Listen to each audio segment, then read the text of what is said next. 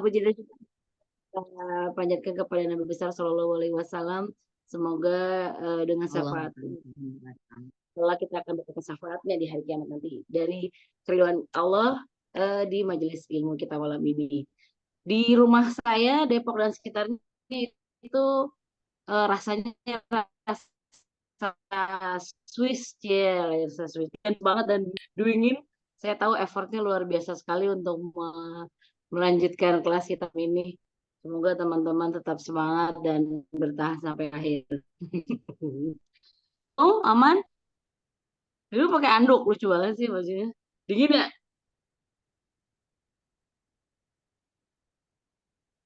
Hujan ya, suaranya Oke, jelas ya. baik. Silakan Umi, waktu dan tempat dipersilahkan. Suaranya jelas gak? Soalnya lagi hujan. Ya, Jelas. tiba-tiba Jelas Say, melek. jelas. Insya Allah. Hadirin Winda dan teman-teman. Di aku Bismillahirrahmanirrahim. Aku ini doang memang. Silakan Om, lanjut Om. Alhamdulillahirabbil alamin wa bihi nasta'in ala umurid dunya waddin wa ala alihi wa sahbihi ajma'in. Rabbis shrah li sadri wa yassir li amri wa hlul min lisani yafqahu qawli, amma ba'du.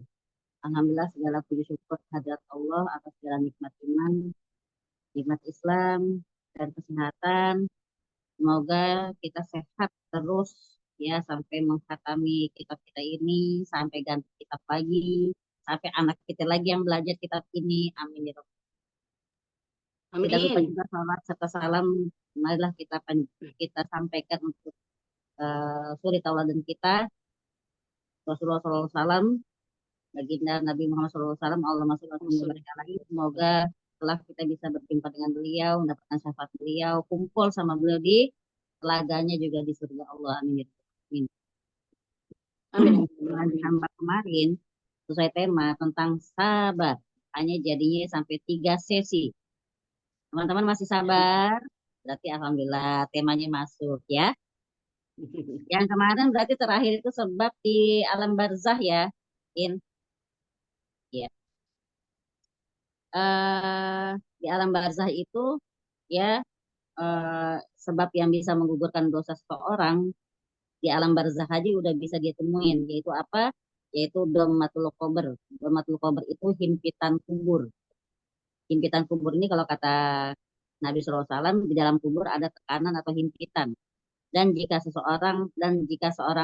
kalau ada laki-laki yang selamat darinya, maka dia adalah Sa'ad bin Mu'az. Itu keistimewaan dia ya. Nah, tapi kalau kita boleh bilang, kita kena himpitan dong, kena kemungkinan, subhanallah ya.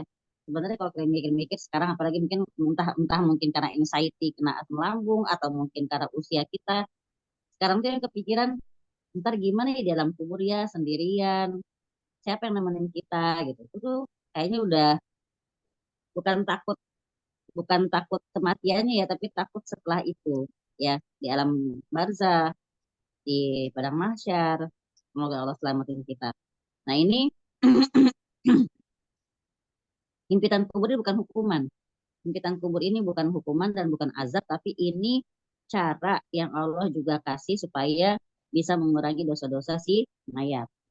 Ya, sama seperti halnya orang meninggal dunia, bahkan Rasulullah SAW pun mengalami sakaratul maut. Maka kita pun akan mengalami sakaratul maut. Ya, bukan berarti kita ntar sakaratul maut sakit kita banyak dosa, enggak. Tapi memang itu kesulitan yang Allah berikan karena Allah Ta'ala ingin mengangkat derajat kita dan menghapuskan dosa-dosa kita. Jadi bahasa kita itu udah keniscayaan ya. Nah di sini kalau kata ulama, di antara orang yang di antara sebab yang bisa mengurangi dosa seseorang di alam barzah adalah azab kubur. Maka ada dua kategori orang yang memiliki dosa. Ya, gimana ntar di alam barzahnya. Ada dua model orang nih. Pertama, mereka cuman akan kena azab di alam barzah karena dosanya. Jadi di akhirat dia nggak ada lagi azabnya. Ya Allah. Ya, pertama orang yang kena azab di alam barzah karena dosa-dosanya sampai habis hingga dia nanti ketika nyampe di akhirat udah nggak ada lagi azab untuk dia.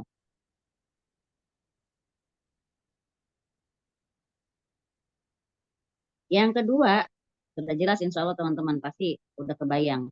Yang kedua, orang-orang yang diazab di alam barzah, lalu nanti dilanjutkan lagi azabnya di akhirat. Ya, nauzubillah summa nauzubillah. Jadi yang satu azabnya di kubur itu dihabisin, nanti dia ketika pindah alam lagi ke alam akhirat dia udah habis, nggak kena azab lagi. Yang kedua ada yang kena azab di alam barzah juga nanti dilanjutin di akhirat. Nah sekarang kita pindah ke sebab di akhirat. Alam barzah selesai ya. Sekarang sebab di akhirat. Di antara sebab-sebab yang bisa menggugurkan dosa-dosa kita ya adalah ahwalu yaumil qiyamah.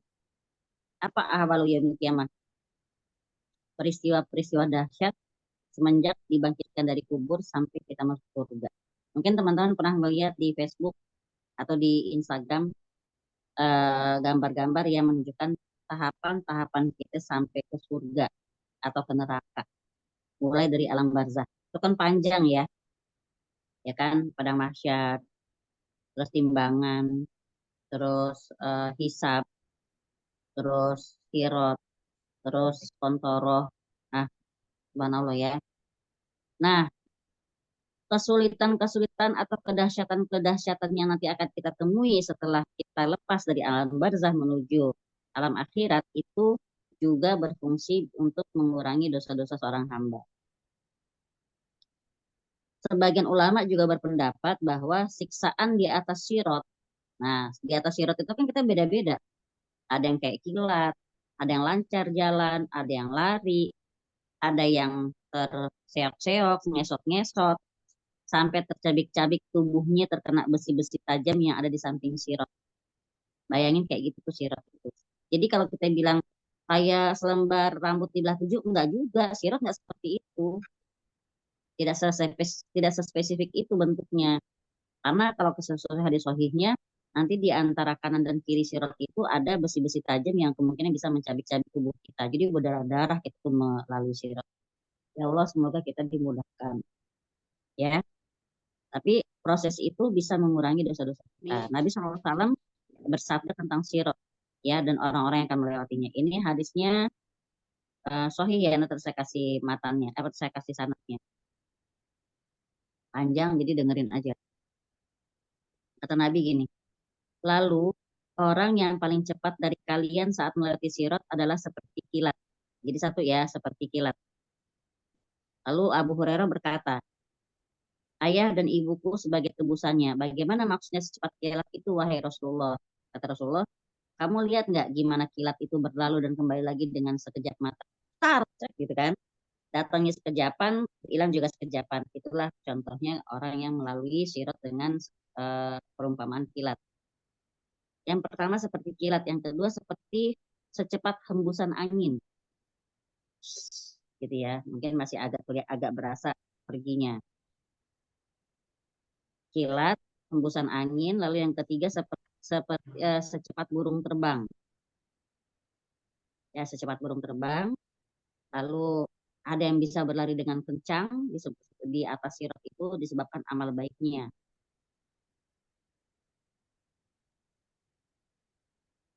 Teman-teman bayangin ya. Jadi saat kita tuh melalui sirot dengan aneka rupa cara, ada yang kayak kilat, ada yang kayak hembusan angin, ada yang kayak burung terbang, ada yang berlari dengan mudah, ada yang jalan dengan mantap. Saat itu Nabi kita berdiri di sirot sambil terus berdoa. Nabi kita loh itu ya, ngeliatin banget umatnya dari awal sampai akhir yang melewati sirot.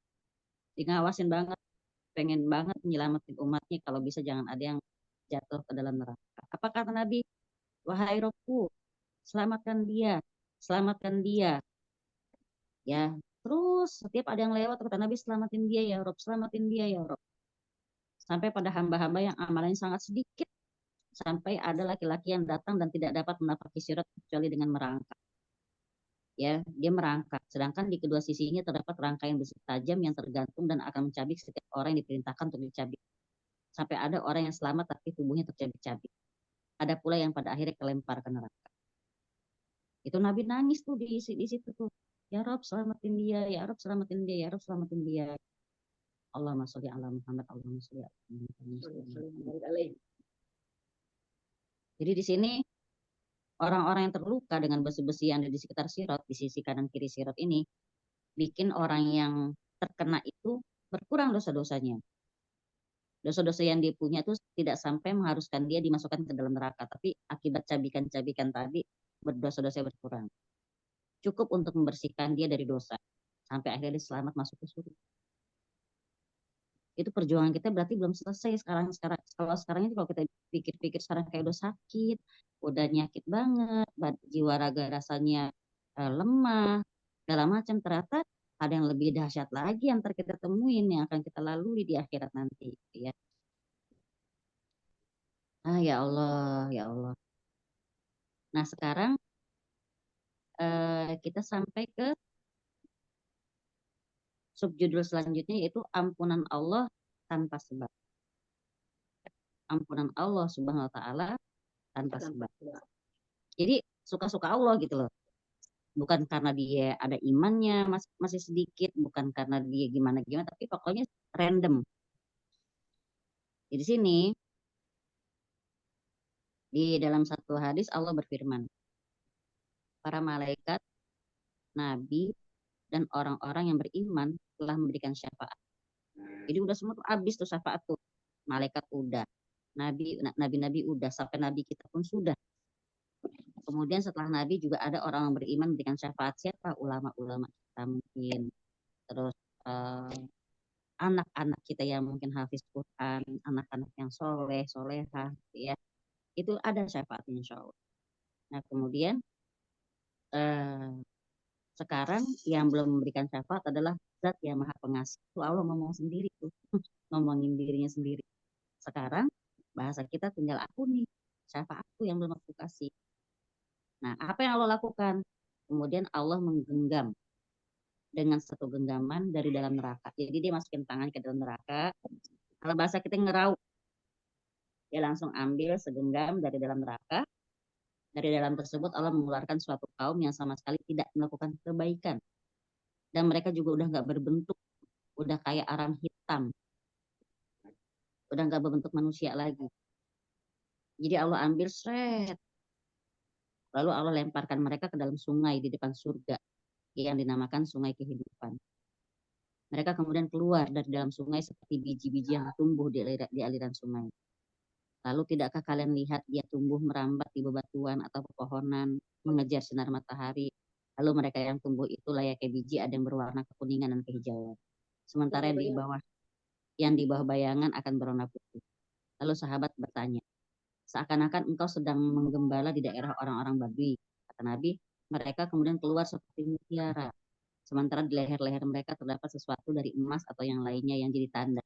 Sehingga bisa diketahui bahwa mereka itu adalah penduduk surga.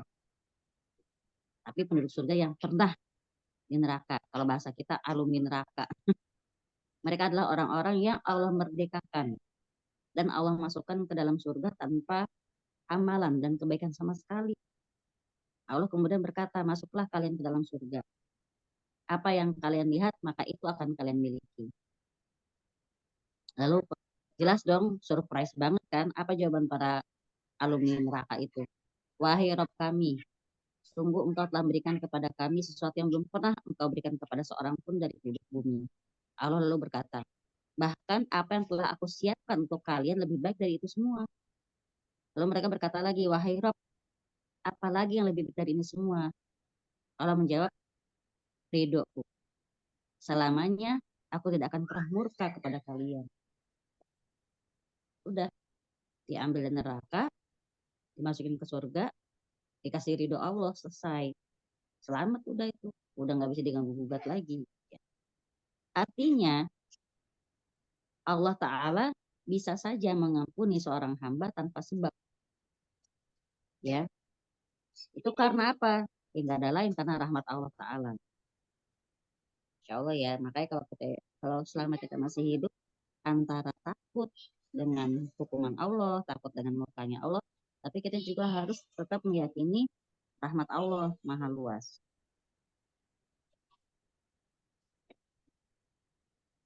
Binai, jangan dilihat sayang, malu kakak Icamnya. Sekarang kita ke hadis terakhir. Sekarang kita ke hadis terakhir, yaitu bunyinya, sesungguhnya besarnya pahala ya tergantung dari besarnya ujian. Dan kalau Allah cinta kepada suatu kaum, maka dia akan menguji mereka. Barang siapa yang ridho terhadap musibah, maka baginya keridhaan Allah. Tapi barang siapa yang murka terhadap musibah itu, maka baginya kemurkaan Allah. Ini udah insya Allah udah sering saya kasih tahu ya hadis ini. Inna izomal jaza ma'a izomal bala. Itu bisa dijadiin quote tuh. Inna izomal jaza ma'a izomal bala. Balasan atau pahala yang besar itu selaras dengan ujian yang besar. Nah, sekarang kalau kita mau jelasin hadis ini, kita bagi dulu jadi dua bagian hadis ini. Ya, pertama yang tadi kalimat tadi saya sebutkan di awal hadis yaitu inna izomal jaza ma'a izomal bala. Semuanya besarnya balasan tergantung dari besar ujian. Artinya makin tinggi iman seseorang, makin besar pula ujian yang akan dia alami. Sakit, pahit banget. Baru tadi ada yang curhat. Kayaknya begini-gini mulu. Mana, kapan jalan keluarnya? Perasaan Allah kalau ngasih cetrit, cetrit, cetrit. Bukan yang jerar, bukan. Ada yang curhat begitu ke saya tadi tuh ya. Dia ternyata lagi mencari charger biar lebih sabar. Maka di sini ketika Nabi SAW ditanya oleh seorang sahabat, ya Rasulullah, siapa manusia yang paling berat cobaannya? Beliau menjawab para nabi, lalu orang-orang yang soleh, lalu orang yang paling mulia, dan yang paling mulia dari manusia. Seseorang akan diuji sesuai dengan kadar agamanya. Jika agamanya kuat, maka akan ditambah ujiannya. Dan jika agamanya lemah, maka akan diringankan ujiannya. Tidaklah ujian itu berhenti pada seorang hamba sampai dia berjalan di muka bumi tanpa punya dosa. Jadi ujian itu terus-terusan. Emang buat ngebersihin. Sampai dia, kalau dalam riwayat yang lain disebutkan, sampai dia datang menghadap Allah dengan keadaan yang bersih tanpa dosa. Tapi pahit banget, berat banget ya. Aduh. Nah, Susah ya, susah. Penuh perjuangan. ya. Timbul pertanyaan, kalau kita lihat hadis ini, kita nanya dong, apakah musibah itu secara zatnya merupakan pahala atau penggugur dosa? Nah, ini cakep nih pertanyaannya nih. Jadi musibah itu sebenarnya tuh dia tuh bentuk si musibah ini atau eksistensi si musibah ini, dia itu sebagai sebuah pahala atau sebagai penggugur dosa. Ibnu Taimiyah rahimahullah dalam kitabnya Majmu' Fatawa ya dan juga eh, Ibnu Qayyim Al-Jauziyah rahimahullah ya yang nyusun kitab Ad-Dawa yang kita pelajari tiap Jumat malam. Jadi mereka berdua nih rahimahumullah menjelaskan bahwa musibah itu juga terbagi jadi dua. Jadi kalau teman-teman mencatat berdasarkan apa namanya penjelasan dari Ibnu Taimiyah rahimahullah dalam kitabnya Majmu' Fatawa, juga penjelasan dari Ibnu Qayyim Al-Jauziyah rahimahullah, dijelaskan bahwa musibah itu terbagi jadi dua. Kita harus tahu ini. Siapa yang saat ini tidak sedang ketimpa musibah atau ujian? Ngacung. Mukanya langsung pada asam. Ya, berarti emang sunatullah kita hidup di dunia berteman akrab dengan musibah dan ujian. Udah, kagak mau kena, ya Allah kalau bisa jangan ada musibah dan ujian, nggak usah hidup, gitu loh. Iya benar ya benar. Ya, pertama musibah yang timbul karena amal soleh seorang hamba. Nah, loh, musibah yang timbul karena amal soleh seorang hamba. Jadi teman-teman makin soleh kalian, makin rajin tahajudnya, jangan ngarep kemudian ujian makin mereda. Ya, salah besar itu Esmeralda. Berarti berarti gimmick yang katanya udah ada yang mendingan gak usah tahu apa-apa gitu ya daripada tahu macam-macam jadinya ujiannya jadi banyak gitu ya. Itu Nah, ternyata dari situ apa itu gimmick-gimmick bisikan, gitu kan. nah, itu bisikan syaitan. Entah kita udah ngurang-ngurangin ibadah, malah tahu masih keujian juga. Nah, kan rugi kita ya. Iya benar.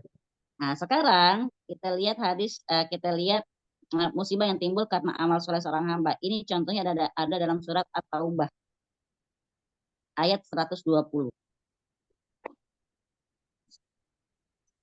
Surat At-Taubah ayat 120. Di sini Allah Ta'ala berfirman, tidak pantas bagi penduduk Madinah dan orang-orang Arab Badui yang berdiam di sekitar mereka tidak turut menyertai Rasulullah pergi berperang. Maksudnya nggak pantas banget penduduk Madinah sekitarnya. Mereka kan tempatnya dekat sama Rasulullah. Kok mereka nggak menyertai Rasulullah untuk pergi perang? Jadi nggak nemenin Rasulullah perang. Nggak pantas banget. Maka di sini disambung lagi sama Allah Ta'ala. Dan tidak pantas pula bagi mereka lebih mencintai diri mereka sendiri daripada mencintai diri Rasul. Yang demikian itu karena mereka tidak ditimpa kehausan, kepayahan, dan kelaparan di jalan Allah. Dan tidak pula menginjak suatu tempat yang membangkitkan marah orang-orang kafir. Dan tidak menimpakan suatu bencana kepada musuh, kecuali semua itu akan dituliskan bagi mereka sebagai suatu amal kebajikan. Maksudnya, kalau mereka ikut perang, sebenarnya itu sesuatu yang sangat bagus, yang sangat Allah sukain. Bikin musuh takut lah, karena banyaknya gitu kan, banyaknya pasukan muslim. Kemudian mereka apa namanya ikut ngerasain kepayahan, kehausan, kelaparan, gitu kan. Nah di sini Allah bilang kayak gitu nggak pantas. Maka sungguh Allah tidak menyia-nyiakan pahala orang-orang yang berbuat baik dan tidaklah mereka memberikan infak baik yang kecil maupun yang besar dan tidak pula melintasi suatu lembah untuk berjihad kecuali akan dituliskan bagi mereka sebagai amal kebajikan untuk diberi balasan oleh Allah dengan yang lebih baik daripada apa yang telah mereka kerjakan. Jadi teman-teman kalau lagi berinfak pun mau besar mau kecil Allah lihat ya nggak usah nanya lagi. Kalau segini boleh nggak Misalnya ada lagi todongan-todongan infak-infak ya. Berapapun insya Allah, masya Allah gitu ya. Allah tuh pasti dicatat sama Allah. Eh berarti yang namanya haus, letih, lapar itu udah kawan karibnya para mujahidin. Teman-teman udah tahu kan yang Ubaidillah itu kan ya yang jadi idolanya remaja putri beberapa bulan lalu. Itu kan Iya, ketika kita lihat video terbaru, dia makin kurus hmm, kan. Ya, gimana kenapa? gak makin kurus? Sering lapar, sering haus, kelelahan, kepayahan. Ya, haus, letih, dan lapar bukan keinginan para mujahidin, tapi itulah konsekuensi dari pilihan mereka untuk berjihad di jalan Allah. Sedih banget ya kalau bayangin kayak gini. Allah Ta'ala menyebutkan bahwa di antara amalan mujahidin dalam ayat ini adalah berinfak. Jadi mereka tuh kalau orang udah di jalan Allah, apapun yang mereka bawa bahasanya nikmatin bareng-bareng gitu loh. Nggak ada pelit-pelitan, nggak ada nahan-nahan gitu ya. Selain mereka lagi bertaruh nyawa, mereka pun berinfak. Terus mereka pun eh, berjihad, berjalan melewati lembah-lembah, masuk ke medan pertempuran. Bahkan ada di antara mereka yang mengalami haus, lapar, letih, lama dapat air minumnya, gitu kan. Nah, di sini para ulama mengatakan bahwa hal-hal yang para mujahidin tidak sukai seperti lapar, haus, dan letih ini adalah musibah yang muncul karena mereka pergi berjihad. Tapi setelah Allah Ta'ala sebutkan kesusahan yang mereka alami, Allah Ta'ala juga disebutkan bahwa semua yang mereka alami akan menjadi amal soleh dan pasti Allah bales. Allah lihat, Allah tahu. Jadi artinya di sini kalau kita boleh simpulkan, laparnya mereka, hausnya mereka, letihnya mereka itu pahala semua.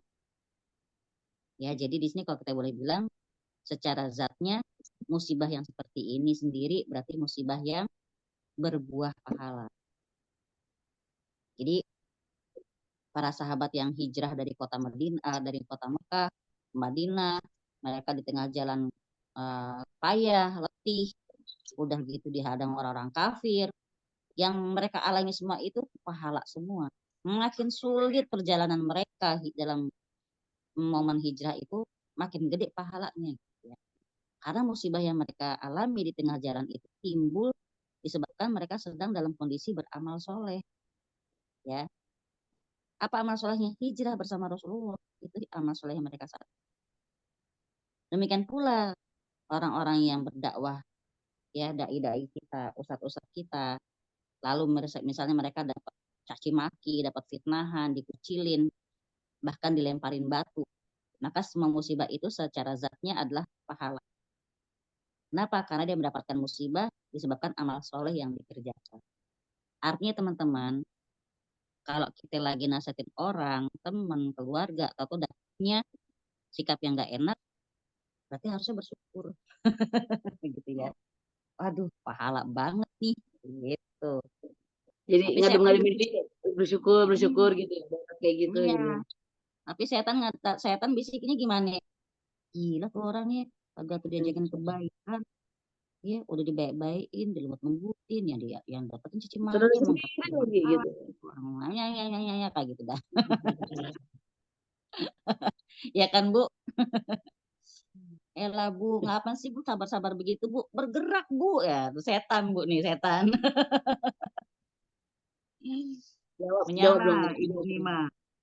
Ya, Jawab Bu Bima, sekarang encok gitu gitu. tadi yang pertama musibah Indah. ya. Tadi yang pertama itu musibah yang timbul karena amal soleh. Ya, jadi jangan jangan dikira kita lagi beramal soleh lantas kita aman dari musibah, ya.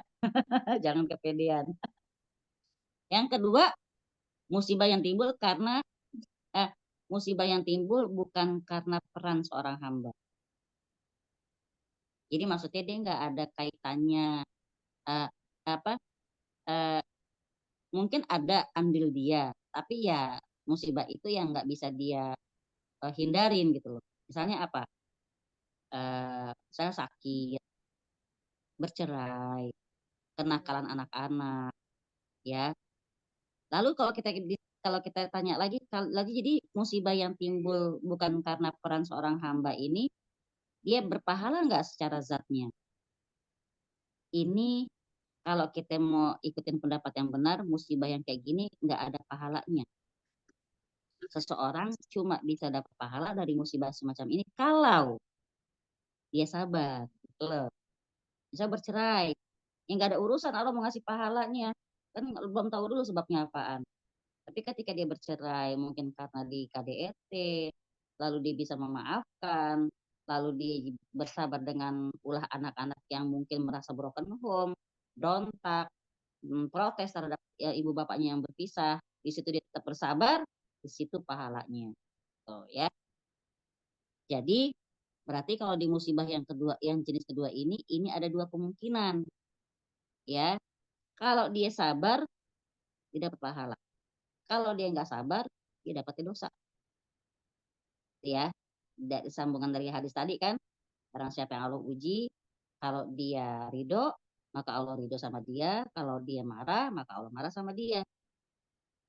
Sakit misalnya, makanya seperti saya bilang kemarin, sakit itu sebagai penggugur dosa atau sakit itu buat nambah pahala, tergantung. Pakai tanda bintang dulu. Ketika orang itu sakit, dia sabar enggak? Kalau dia sabar, baru dikasih pahalanya gitu. Jadi kayak kita lagi mau bagiin goodie bag gitu ya, orang sakit-sakit itu bukan semuanya dibagiin langsung goodie bag, enggak, dilihat dulu. Sabar enggak? Baru dikasih. Itu kagak sabar, ngomel-ngomel, kagak dikasih. Gitu ya. Kayak misalnya musibah ini bikin kita naik kelas. Iya, naik kelas buat yang pantas naik kelas. Yang kagak pantas naik kelas, kagak akan naik kelas. Dia tinggal kelas mulu dia. Makanya kalau dibilang, ya Allah, sampai kapan sih ya Allah begini mulu, ujiannya ini mulu, bla bla bla bla. Kayak orang lagi ujian, kalau kita kan secara logikanya ya nih yang orang sekolahan nih Bu Rahma, ya. Kalau orang remedial mulu berarti apa? Ya? Jawabannya masih salah mulu kan? Ya kan? Berarti masih ada yang harus dia perbaikin. Iya, Gitu. diperbaiki. Iya, remet-remet mulu gitu kan. Protes aja. Jadi di sini eh, pahala itu ada tergantung ya effortnya si hamba tersebut. Tergantung sebab yang dia lakukan. Nggak mungkin Allah memberikan pahala cuma-cuma begitu saja tanpa orang itu melakukan apa-apa. Maka di sini Allah ciptakan musibah-musibah yang timbul di luar peran seorang hamba, ya itu nggak bisa, itu cuman Allah cuma kasih wasilah, Allah kasih media. Buat apa? Nih dikasih nih, kalau sabar gue kasih pahala, kalau enggak ya maaf lagi kepada kita. Ya, kalau orang terkena musibah semacam ini bukan berarti dia langsung terampuni dosa-dosa dia, bukan berarti dia langsung naik kelas, ya bukan. Itu kembali lagi kepada bagaimana dia menyikapi musibah itu sendiri. Ini kita pakai dalil surat Ar-Ra'd ayat 11. Ya, innallaha la yughayyiru ma biqaumin hatta yughayyiru bi anfusihim. Allah nggak akan merubah nasib suatu kaum sebelum dia berusaha dulu merubahnya sendiri. Gimana cara dia berusaha? Dia ingat dulu, ini yang bikin kayak gini siapa? Sampai gue cerai bagaimanapun juga, entah karena kebodohan kita, kekeras kepalaan kita, KDRT segala macam, tetap kalau udah jebret jatuh ketok palu bercerai berarti udah qadarullah, tetap Allah yang berkehendak. Itu udah takdir. Kagak ada orang dari remaja bilangnya ntar gue pokoknya nikah rencananya 3 kali. Yang pertama sekitar setahun gue cerai. Yang kedua ya kira-kira punya anak 1 cerai. Nggak ada. Kita semua dari masih remaja pasti pikirannya nikah tuh sekali seumur hidup, bahagia selamanya sampai di sorga. Aduh indah banget ya. Bagaimana Bu Indah? Asik, namanya orang berharap ya begitu ya. Ya. Itu tadi bagian pertama. Awal hadis itu yang dibilang inna izamal jaza ma'a izamal bala. Jadi teman-teman kalau punya stabilo itu pisahin. Sekarang kita artiin lagi yang bagian keduanya. Wa innallaha ta'ala idza ahabba qauman ibtalahum. Dan Allah itu kalau udah cinta sama suatu kaum, dia pasti akan kasih musibah, akan dikasih ujian. Wa marrodiya falahu ridho. Kalau dia ridho dengan ujian tersebut, Allah ridho. Berarti kalau kita sekarang bilang, ya Allah semoga engkau ridho. Pertanyaannya sekarang kita ridho dulu enggak? Udah ridho enggak kita? Sama yang kita lakukan ini, sama yang kita terima ini. Kita selalu bilang, takutnya Allah enggak ridho. Siapa tahu Allah ridho. Jadi Allah ridho enggak? Iya. Nah kita udah terjawab di sini. Pengen Allah ridho, kita ridho dulu. Sama yang Allah kasih. Makanya saya pernah bagi doa. Sebenarnya ini doa simple dan nggak susah karena nggak pakai bahasa Arab. Ini dapatnya dari seorang dokter perempuan dari Kuwait ketika dia ngajarin banyak ibu-ibu muslimah yang mungkin punya ujian dari anak-anaknya agar si ibu itu mengucapkan di setiap selesai sholat dia bilang sama Allah anaknya misalnya 1 kayak 2 kayak 3 kayak disebutin satu-satu namanya dibilang ya Allah aku memaafkan anakku yang sulung sebut namanya aku ikhlas aku ridho gitu ya. Sebutin lagi kalau anaknya ada 2. Jadi jangan bukan yang ya Allah aku maafin semua anak-anakku. Aku ikhlas sama mereka semua ya Allah aku ridho. Enggak, jangan diperumumkan begitu tapi dikhususkan. Anaknya 2 kali nyebutnya. Ya. Jadi Yang anaknya jadi satu Fatihah buat anak 3 gitu ya. enggak, jangan iya. Pokoknya Sulit gini, amat ya. kalau kita satu-satu nih, kalau satu-satu sambil bayangin wajah si anak tuh kebayang tuh Mbak. Saya tuh pernah ngalamin gitu loh. Pernah ngalamin bahwa ya ternyata gitu ya rasanya gitu. Apa namanya? Kita mungkin sempat lupa. Kita pikir dengan kita marah, dengan kita tegasin, kita kasih peraturan, itu cukup. Ternyata mungkin kita lupa ngelibatin Allah. Kita lupa bilang bahwa kita ridho sama anak kita. Kita lupa kalau kita bilang kita memaafkan dia dengan segala kekurangan dia, ketidakmengertian dia di usianya gitu kan. Itu kita ketika kita sebutin sambil bayangin wajah anakku, itu otomatis pasti nangis, Mbak. Ya Allah, aku memaafkan anakku yang sulung. Nah, kita kebayang tuh masa kecil dia yang kita masih galakin, kita suka marah sama dia gitu kan. Berontaknya dia. Maka kita bilang ya Allah, aku maafkan anakku yang sulung, aku ikhlas, aku ridho. Kalau kita udah ngomong ridho, ingat kan hadis Nabi SAW, ridho Allah, fi ridho walidain, wasufullah fi sufil walidain. Ridho Allah itu ada pada ridho orang tua. Saya pun yang belajar terus itu suka ketampar dengan kata dengan kesadaran bahwa iya ya jangan-jangan kita ini secara lisan, secara jelas minta sama Allah tuh suka lupa bilang bahwa kita tuh ridho sama anak kita. Nggak heran dia masih jadi ujian terus gitu loh. Sedangkan padahal kalau kita udah bilang ridho, Allah pasti ridho sama anak kita itu. Kalau Allah udah ridho sama dia, pasti dimudahin urusannya gitu loh. Mungkin kita termasuk, bukan kita kali ya, mungkin saya sendiri, termasuk ibu yang lupa bahwa kita tuh harus ngomong, ya Allah, aku ridho sama anakku. Ntar boleh dipraktekin sama teman tiap habis sholat. Nah, itu pernah saya kasih ke tetangga. Tetangga saya ini anaknya dua, dua-duanya laki-laki. Yang satu bener nih yang sulung, udah kerja, udah menikah. Yang bungsu ini yang SMP pun belum lulus-lulus. Kerjaannya tiap malam tuh ngegame. Saya pasti selalu dengar karena kamar saya deket banget sama terasnya dia gitu kan. Eh kerjanya begadang, sholat enggak, kalau dikasih tahu marah gitu kan. Bahkan bapak ibunya tuh sabar banget, pendiam, sabar kayak gitu deh. Ngasih tahu juga pelan-pelan, nak jangan kayak gitulah ya. Tapi kata si anak ini, apaan sih lo orang tua anjing katanya. Nauzubillah, pokoknya gitulah. Seperti itulah dia tuh kalau marah. Sampai nangis-nangis ibunya ke rumah. Nah, saya kasih resep ini. Ini wallahi teman-teman, nggak nyampe sebulan itu berubah tuh anak. Sampai sekarang berubah. Sampai sekarang berubah, benar-benar jadi anak yang baik.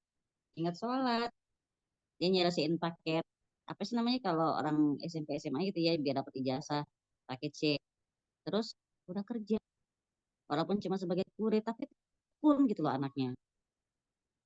Itu kalau bukan karena ridho Allah, ya lewat kita dulu bilang kita ridho, ya walau alam gitu. Jadi itu udah banyak terbukti di beberapa teman-teman saya. Jadi di sini di bunyi hadis keduanya ini wa innallaha ta'ala idza ahabba qauman ibtalahum wa man radiya falahu ridho wa man sukhita falahu sakhata. Nah, ini berarti ini jelas ya digambarkan tentang bagaimana sikap kita terhadap musibah yang menimpa dan apa konsekuensinya dari sikap kita itu sendiri.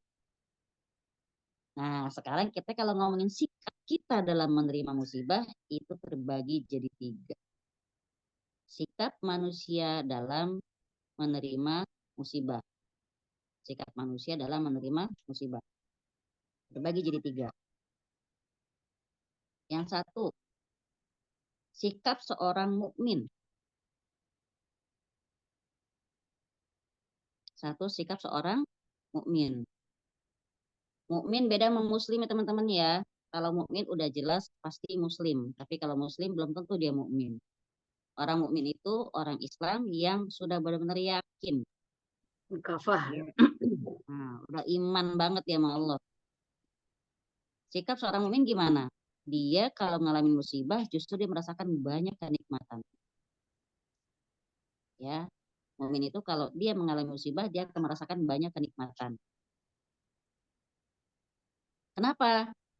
Dan gimana maksud nikmat itu tuh sendiri? Maksudnya dia itu di antara nikmat yang dia rasakan itu karena dia di situ dia ngambil pahala dari sabar dan ridho. Ya, dia berusaha sabar, dia berusaha ridho. Untuk sabar dan ridho ini bukan main. Makanya sampai ada lagi yang bilang, orang sabar juga terbatas sekali, aku kan manusia biasa, bla bla bla bla bla. Gitu ya. Kenapa dia tetap berusaha dalam sabar dan ridho? Karena dia tahu kalau dia sabar dan ridho, dia akan dapat beberapa hal di antaranya gini. Ya, kenapa dia berusaha sabar dan ridho? Karena dia tahu dengan sabar dan ridho ini dia akan mendapatkan beberapa hal. Di antaranya, ya, satu, dosa-dosa diampuni sama Allah. Ya, satu, dosa-dosanya diampuni sama Allah. Kalau dia sabar dan ridho, gitu ya. Itu. Kalau Pertama dia yakin dosa-dosa itu akan diampuni oleh Allah Subhanahu wa taala. Kedua, bikin dia terus kembali kepada Allah. Ya iya, orang kalau lagi kena musibah yang bikin dia sedih, bikin dia terpuruk, biasanya lebih gampang untuk cari waktu berduaan sama Allah, lebih gampang ngambil alat sholatnya, tahajud segala macam. Itu ujian ya. Maka kata Rasulullah SAW yang paling beliau khawatirkan justru ujian kelimpahan, ujian kelapangan. Coba kalau kita tanya ke diri sendiri, lebih gampang mana kita menunaikan ibadah-ibadah nawafil, ibadah-ibadah tambahan dekat sama Allah, Apakah ketika kita lagi merasa sedih atau lagi ngerasa happy? Sedih, sedih, sedih. Sedih itu Hmm. lebih husnu gimana gitu. Salah ya. Hmm. Apalagi kalau sedihnya sedih beneran sampai ke hati terluka. Aduh, Wah, dalam. ya. Ketiga, apa yang akan dia dapetin kalau dia berusaha sabar dan ridho? Sombongnya hilang. Rasa sombong yang biasa dihembus-hembuskan oleh setan itu hilang, terkikis. Ya, karena dia makin yakin, makin ngerasa bahwa emang cuma Allah tempat dia kembali, nggak ada yang lain. Kalau bahasa bahasa cakapnya, bahkan bayanganmu pun sendiri meninggalkanmu, bayanganmu. Apalagi sekedar besti. Iya benar-benar. Ya, Sampai lebih. sekedar sahabat akrab, besti, katanya udah kayak saudara kandung. Please, ya, bayangan sendiri aja ninggalin. Jadi yang Enggak nggak apa akan teman meninggal gitu. cuma Allah Ta'ala. Itu ketiga, sombongnya akan hilang. Dia benar-benar merasa bahwa itu hina, dia itu butuh banget sama Allah Ta'ala. Maka ada doanya, Allahumma rahmataka arju, pada takilni ila nafsi, tarfata ainin abada, aslihli sya'ni kullahu, la ilaha illa anta. Itu doa paling cakep itu ya. Yang keempat, bikin dia benar-benar merasa tidak ada apa-apanya. Itu hina di hadapan Allah Ta'ala. Ingat ya, kalau bikin diri merasa hina, itu di hadapan Allah, bukan di hadapan makhluk. Jangan pernah rendahkan dirimu di hadapan makhluk. Karena Allah Ta'ala ciptakan kita sebagai masterpiece-nya Allah. Laqad khalaqnal insana fi ahsani taqwim. Merendah, menghina diri sendiri di hadapan Allah. Jangan di hadapan makhluk. Jangan minta tolong dong. Kalau di hadapan suami, Sekedar sekedar seperti kita ke orang tua waktu kita belum nikah. Sekedar sebagai bentuk kita taat sama Allah. Gitu ya. Artinya gini, bukan merendah namanya Mbak kalau ke suami. Kan memang dibilang dalam hadis. Hmm, yang kita apa namanya? Perempuan yang berkah itu ketika suami memandang, suami seneng. Berarti apa? Ngeliat muka kita nggak jutek, ya. Udah Judet ya. ileran, udah ileran, jutek pula. Hmm, kagak ada Tidak tenang-tenangnya, terbolong. ya. Saya kemarin baca di FB tuh ada orang nulis, yang nggak tahu sih itu good to be true ya, tapi ya begitulah kata dia. Pengen marah sama bininya, pengen pengen usil, pengen banget bikin istrinya juga marah. Tapi lihat istrinya datang dengan senyuman, kok nggak tega ya gitu loh. Masya Allah ya, kalau kita bilang perempuan tuh penyihir banget perempuan emang ya.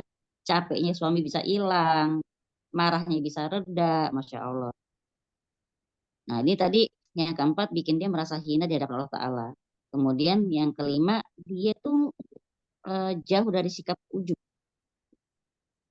Ya kalau udah nggak sombong, udah ngerasa hina, otomatis insya Allah dia nggak akan punya perasaan ujub. Apa ujub zaman sekarang? Terima kasih, wahai diri, kamu tuh hebat loh. Kamu tuh tangguh. Lagi viral itu ya. Tulisan Ustadz Fauzil Azim ada yang protes. Padahal benar beliau menasihatinya, jangan sampai kita ujub sama diri sendiri gitu loh. Nah, yang keenam dan ini the last but not least ya, orang yang sabar dan ridho itu apa yang akan dia punya? Dia bisa selalu husnuzon sama Allah. Dia bisa selalu husnuzon sama Allah. Dan kalau kita mau rinciin banyak banget. Itu cuma sekedar intinya. Ya banyak banget. Makin kita sadar bahwa Allah itu cinta sama kita, bahwa Allah itu ternyata kalau makin cinta dia akan muji terus, bahwa kalau suatu kaum diuji pasti akan timbul kebaikan-kebaikan dan ibadah-ibadah lainnya dan segala macam. Itu sikap orang mukmin ya. Dia menemukan kenikmatan di dalam musibahnya. Yang kedua sikap orang fasik. Fasik itu gimana teman-teman? Fasik itu definisinya adalah fasik itu dia itu udah tahu tapi dia nggak ngerjain. Itu orang fasik. Oh, betul, betul. Beda sama orang awam. Orang awam memang nggak tahu. Kalau orang fasik udah tahu, tapi kayak nggak mau tahu. Bahkan pura-pura tidak tahu atau amnesia. Ya. Kalau orang fasik menerima musibah gimana kira-kira? Ini orang fasik ya, makanya kenapa dibilangnya orang fasik yang menerima begini? Karena sebenarnya dia tahu musibah itu untuk kebaikan dia. Tapi biasanya kalau orang fasik kena musibah, dia marah dan Fasik dia itu kan nggak itu ya bisa menolak. sabar. Kenapa?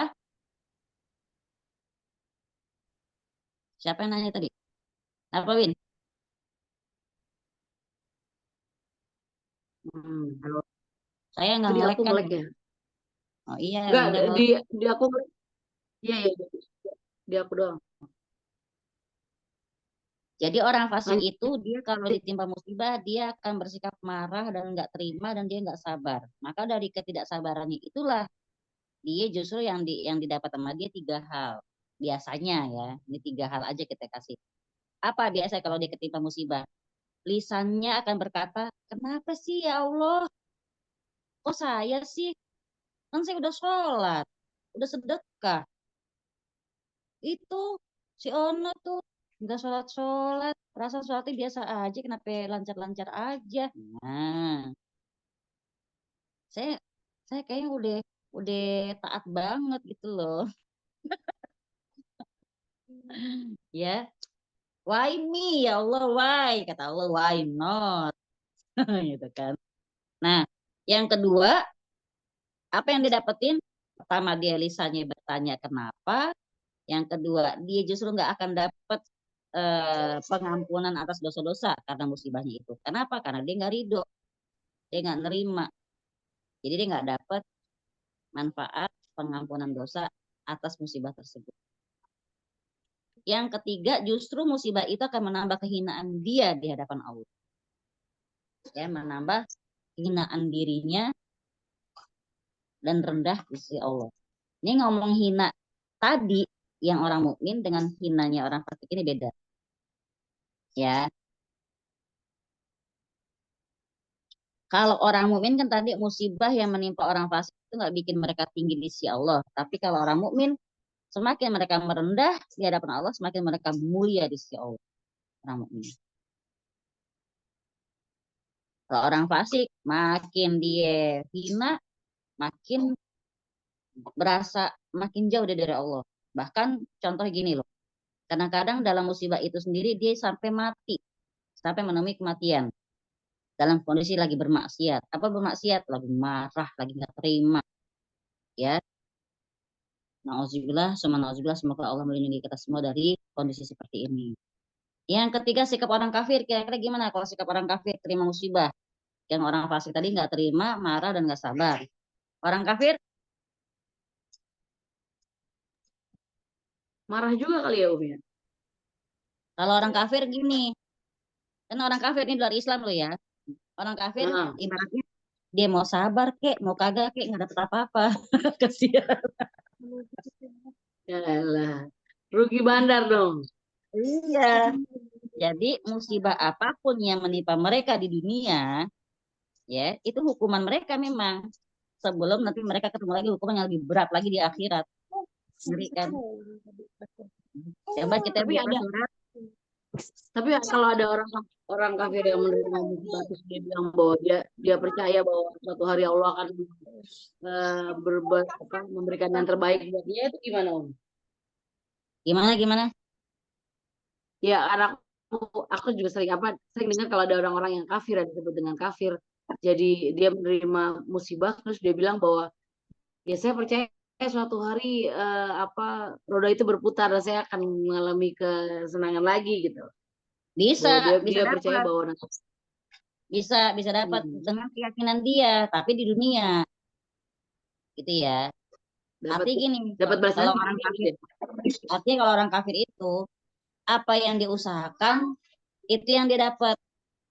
Dia makin rajin, makin gigih, makin tangguh, dapat dia. Beda sama orang mukmin. Kadang udah tangguh pun belum tentu dapat. Kenapa? Ada yang Allah kasih, ada yang Allah simpan buat di akhirat gitu loh. Kalau mereka orang-orang kafir dibayar tunai sesuai usaha mereka. Hmm. Jelas ya Win ya. Kita lihat Ya, ya, surat ya. Ar-Ra'du, kita lihat surat Ar-Ra'du ayat 34. Bismillahirrahmanirrahim. Lahum azabun fil hayatid dunya wala azabul akhirah asyaqu wa ma lahum minallahi min waq. Mereka mendapatkan siksaan dalam kehidupan dunia dan azab akhirat pasti lebih keras. Tidak ada seorang pun yang melindungi diri mereka dari azab Allah. Ar-Ra'd ayat 34. Kenapa? Karena ada pertanyaan lagi. Kenapa sih orang kafir kayak begitu balasannya? Ya karena memang banyak melakukan dosa. Kalau orang kafir yang baik gimana? Tetap aja kayak orang mau belajar di sekolahan. Yang satu dia daftar secara resmi gitu kan, masuk pendaftaran bla bla bla bla, akhirnya kan dapat seragam, ikutin ikutin rutinitasnya, udah diakui sebagai murid di sekolah tersebut. Maka kalau dia bisa melalui ujian demi ujian, naik kelas naik kelas naik kelas, lulus dapat ijazah. Kalau oh satu lagi, dia ikut belajar rajin, tapi karena dia nggak ikut daftar, dia nggak dapat seragam. Ya mungkin ilmunya dapat, tapi dia nggak bisa ikut ujian. Mungkin dia eh, mungkin dia bisa aja dia bikin ujian sendiri misalnya, tapi dia tetap aja nggak diakui sampai nggak ada yang namanya lulus dan ijazah buat dia, karena dari awal tidak diakui. Orang kafir kan gitu, mau baik kayak apa, tapi dia kan bukan orang yang bersyahadat. Hmm. Ya, jadi bedanya kita sama mereka. Jadi kadang-kadang nih, jangankan dari teman-teman ya, anak-anak saya sendiri suka nanya teman-temannya, kenapa orang kafir baik kok dia nggak dapat apa-apa? Orang Muslim tuh kadang-kadang berbuat dosa pun taubat, oh diampunin.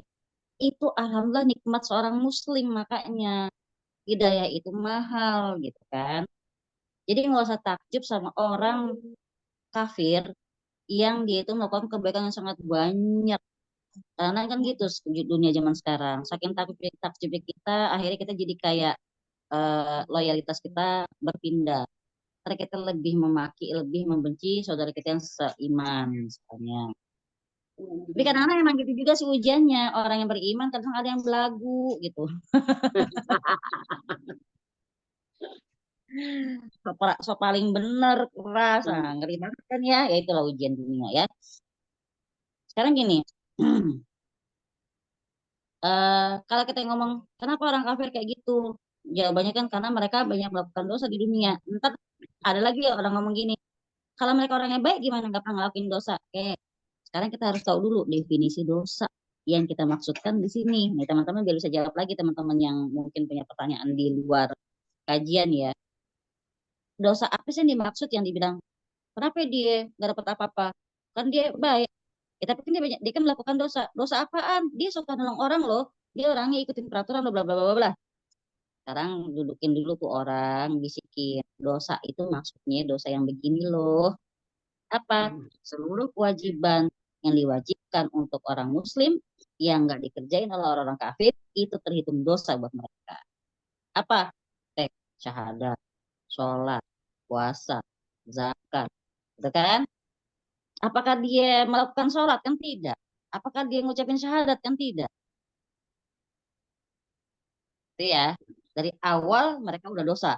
Karena mereka nggak mau bersyahadat. Dosa tauhid kali ya, Dan iya sayang? Dosa tauhid ya, maksudnya dia udah Ya, dosa tauhid. akhlaknya ke Allah itu karena ada Tidak ada. sesembahan lain. Dia tidak menunaikan haknya Allah, maka Allah kan tidak akan tunaikan hak dia. Kan kita udah kemarin insya Allah ya, Mbak Rahma yang kebagian ya, apa siapa? Apa hak Allah atas hamba? Apa hak hamba atas Allah? Kan gitu kan? Hak Allah atas hambanya diibadahi, tidak disekutukan dengan apapun. Hak hamba atas Allah bahwa dia tidak akan disiksa selama dia tidak menyekutukan Allah gitu. Jadi itu saling terkait. Nah, kalau kita ngomong soal dosa orang kafir, nggak usah heran. Kalau ada orang nanya, dia orang kan baik. Satu, pokoknya dia nggak syahadat, selesai. Gitu ya. Akhlak akhlak ke Allah ya satu kan akhlak ke Allah dulu, baru akhlak ke manusia gitu ya. Betul. Heeh. Makanya kadang-kadang orang-orang kita tuh kadang rancu ya Mbak. Saking lihat betapa baiknya orang kafir itu. Gitu kan. Heeh. Dia tidak menunaikan haknya Allah. Yaitu apa? Mengibadahi Allah, tidak menyekutukannya dengan apapun. Itu sudah dosa besar. Ya, kita lihat surat Al-Muddasir ayat 40 sampai 47. Winda baca. Al-Muddasir 40 sampai 47. Coba Winda baca terjemahnya.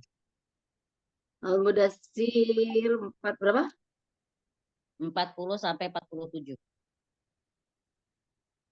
Al-Mudaththir.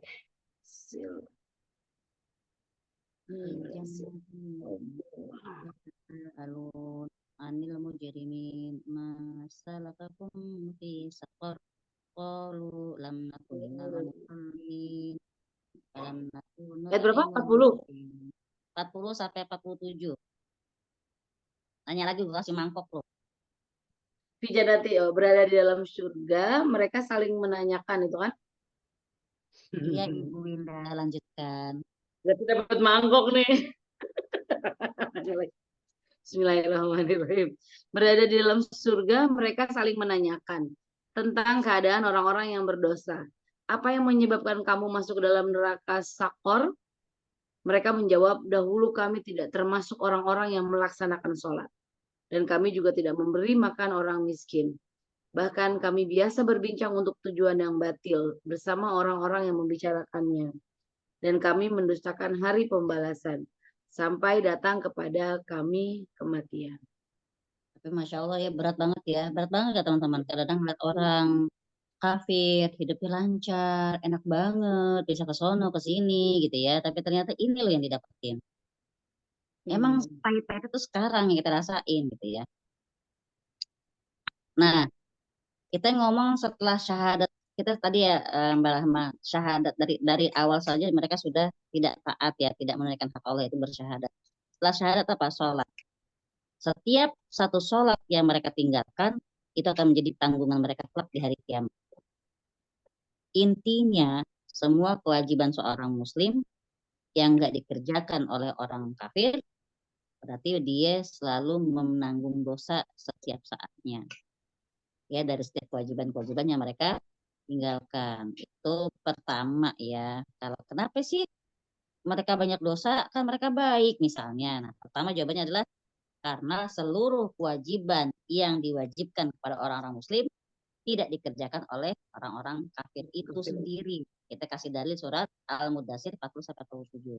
Yang kedua, tadi pertama, semua kewajiban yang dikerjakan oleh orang muslim mereka nggak ngerjain. Otomatis itu jadi hitungan dosa sendiri di sisi mereka sampai hari kiamat.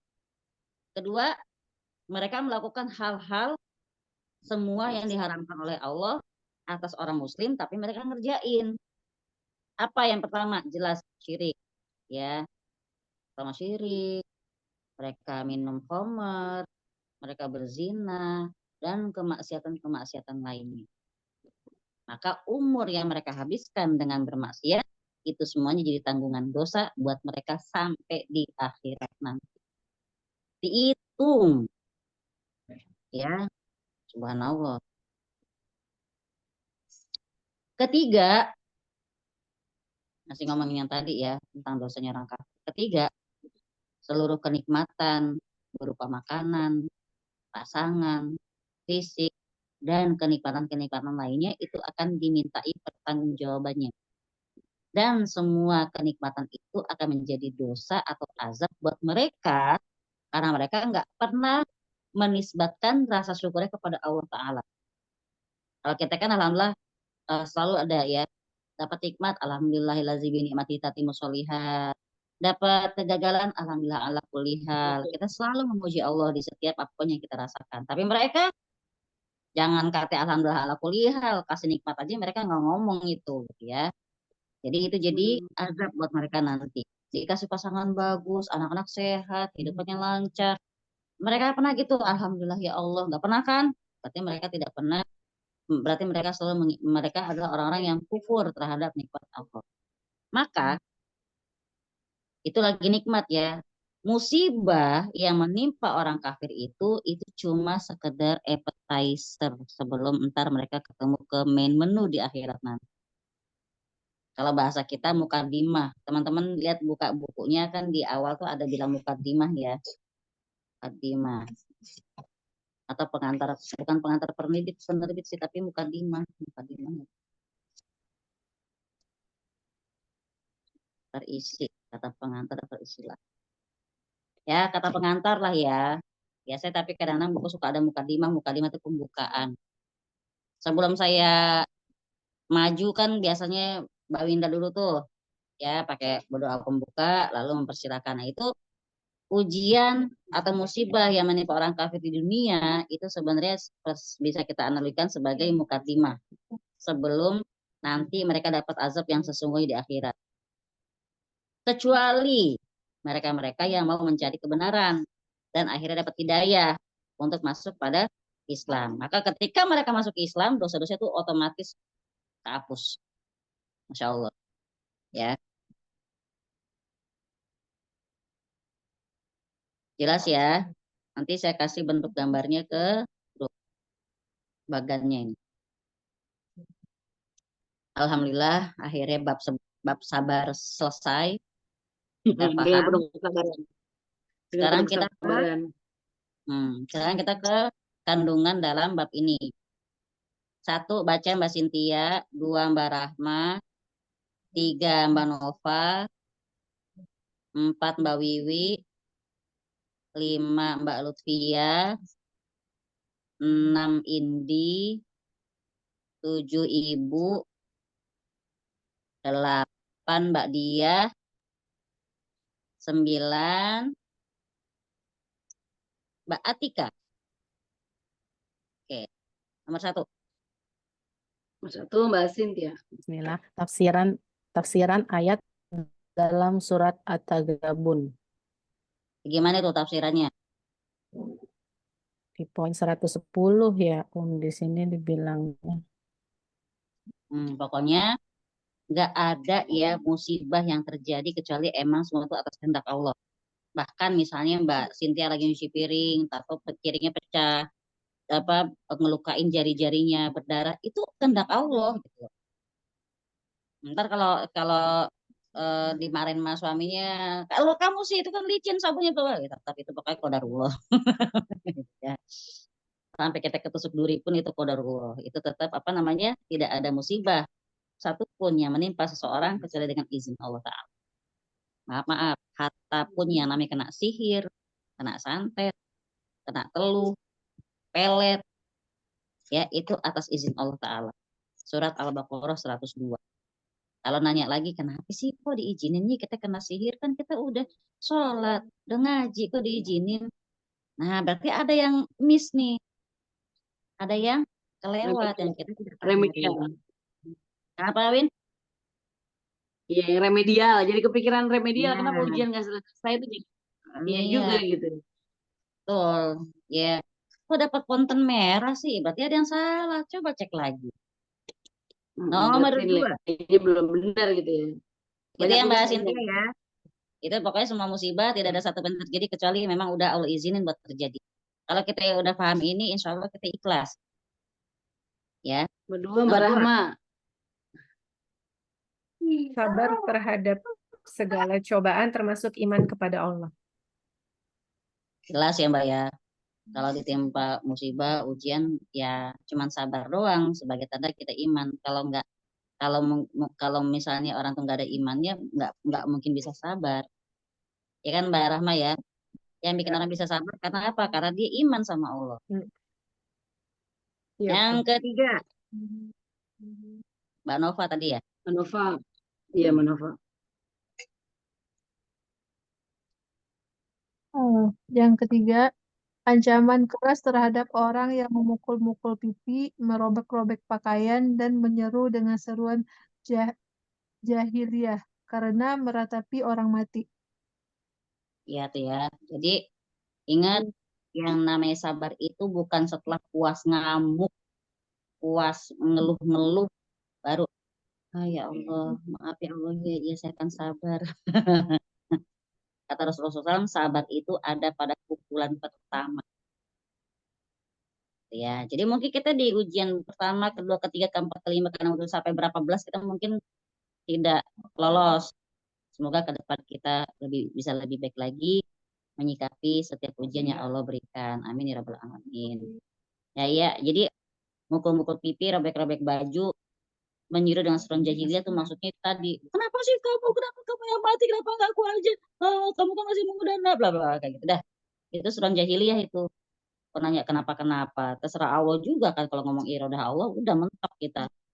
Ya jadi itu ancaman keras buat orang yang seperti itu. Jadi nggak boleh banget.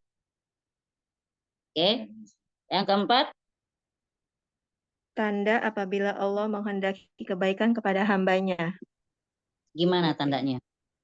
Allah menyegarakan hukuman baginya di dunia. Karena itu tadi ya, mau diangkat derajatnya, mau dikasih balasan pahala, dan juga Allah pengen bersihin dia sampai dia datang menghadap Allah dalam kondisi bersih dari dosa. Ya Allah, semoga kita kuat ya. Ngomong gitu aja berasa beratnya, ya kan? Aduh, masya Allah, astagfirullahaladzim. La haula wala quwata illa billah. Kemudian yang kelima, Izin Om, ya sayang. izin mau nanya dikit nih yang terkait nomor 3 tadi ya. Mm-mm, Sabar, sabar dalam ujian sakit misalnya ya, ya. Kayak mm-mm, gini ya, yang eh kayak asam lambung lah ya, yang kita mm-mm, rasakan ya. Pas kita lagi kumat ya, ya Allah, ampuni ya Allah, zolim selama ini terhadap diri gitu ya. Terus mm-mm. tiba-tiba pas mulai enakan, eh kemakan juga tuh cabe ya kan ya, mulai lagi apa itu, termasuk yang tidak sabar Om. Ah, eh, bisa termasuk tidak sabar. Pertama, kedua ya emang kebodohan kita gitu kan. Emang kan kita gitu manusia. Kita itu salah, ngulang lagi, taubat, ngulang lagi. Kita tuh lupaan gitu ya. Emang al insanu makanil khoto'i wa nisyan. Manusia itu tepatnya salah dan lupa. Kalau nggak salah dia lupa, kalau nggak lupa dia salah gitu.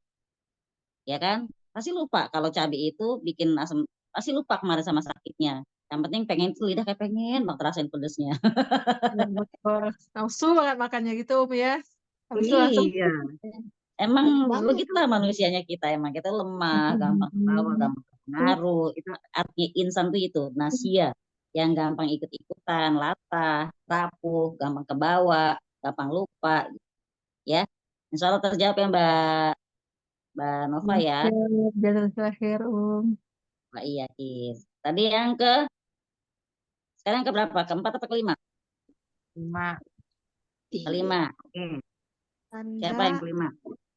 oh, tanda apabila Allah menghendaki keburukan kepada hambanya, Gimana ya kalau Allah ngendaki keburukan? menangguhkan dosanya sampai hari kiamat, dipenuhi Bisa jadi balasannya. orang itu ketika dia lagi tidak taat, dia nggak dihukum langsung. Nah, tapi manusia itu suka salah paham ya. Gue nggak kenapa-napa itu. Alhamdulillah. Bahkan ucapannya lebih lancang lagi. Alhamdulillah aku masih disayang sama Allah. Kan ngeri ya. Jangan sampai Idraja. tertipu. Nauzubillah ya. Jangan sampai kita jadi orang yang tertipu. Selanjutnya, 6. Tanda kecintaan Allah kepada hambanya. Apa tandanya Allah cinta sama hambanya? Yang penuh dosanya kecuali dosa syirik, semua dosa Lewat apa? lewat Hadis terakhir saya. Wa innallaha ta'ala idza ahabba qauman ibtalahum. Dan Allah itu sesungguhnya kalau dicinta sama hambanya, sama suatu kaum, dia akan mengujinya. Jadi kalau Ane tanya Indi, di tanda cinta Allah pada hambanya apa? Diuji. Gitu. cobaan. Dikasih ujian. Iya. Itu jawabannya yang paling tepat ya. Indi, tandanya Allah cinta sama hambanya apa, Indi? Kasih cobaan. Iya, udah. Kenapa kali kasih Cobaan. cobaan kenapa jadi marah? Oke. Dikasih Yang kemana jangan ketujuh. ngejauh. Yang ketujuh. Umi mak Dilarang bersikap marah dan tidak sabar atas cobaan yang diujikan Allah. Tapi susah nggak, Bu? Untuk nggak marah dan nggak sabar. Susah. Itu urusannya hati ya, Bu. Sedangkan Ya. setannya bercokolnya di hati. Setannya Jadi banyak. gini, teman-teman. Setannya banyak.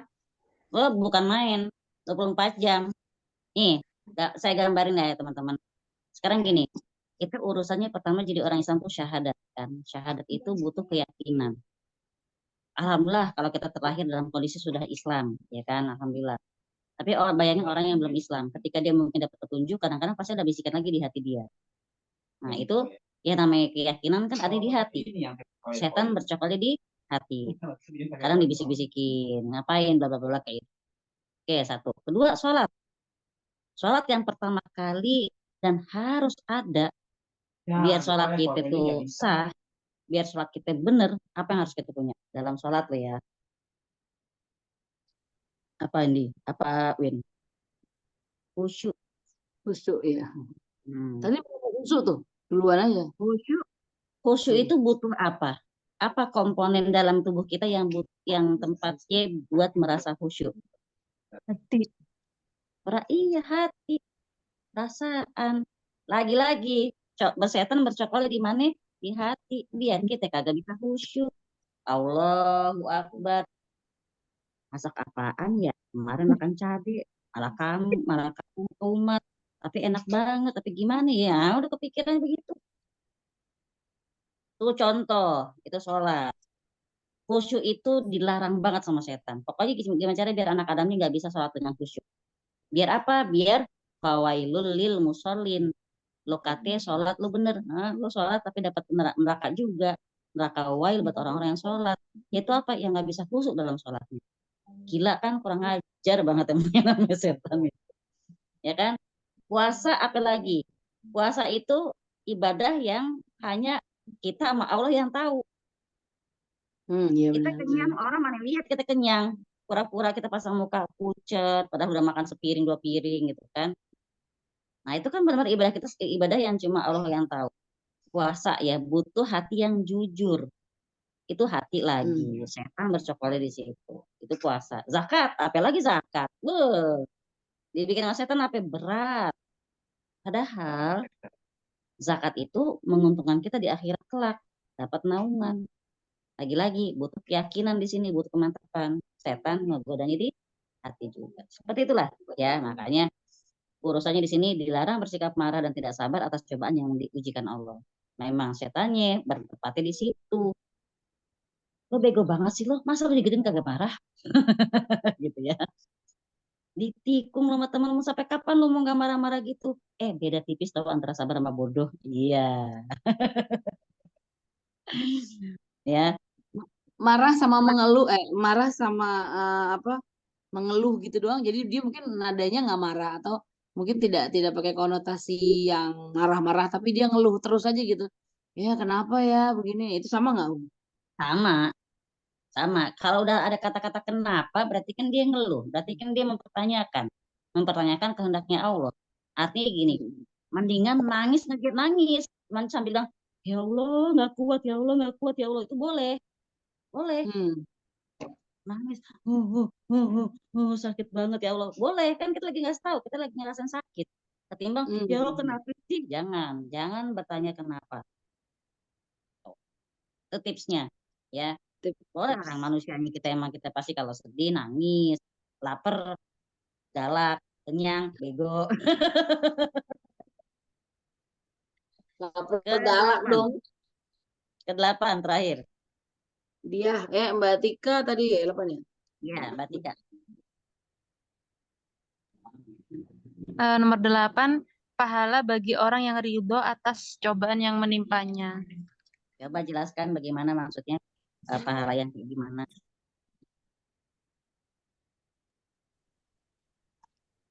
Pahala yang kayak gimana, Mbak Tika? Bentar, Ia mendapatkan dosanya diampuni Allah, membuat terus kembali kepada Allah, rasa sombongnya terkikis dan hilang karena dia merasa hanya Allah tempat dia kembali. Selalu husnuzon kepada Allah. Dan juga mendapatkan pahala. Iya, mendapatkan itu manfaatnya ya. Manfaat dia ketika dia ridho. Tapi sekarang pakai bahasanya Mbak Tika gini. Pahala bagi orang yang ridho atas cobaan yang menimpa dia. Sekarang kita ditanya pakai bahasa sendiri.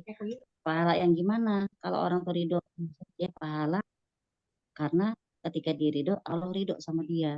Gitu. Jadi dikasih dia balasan pahala.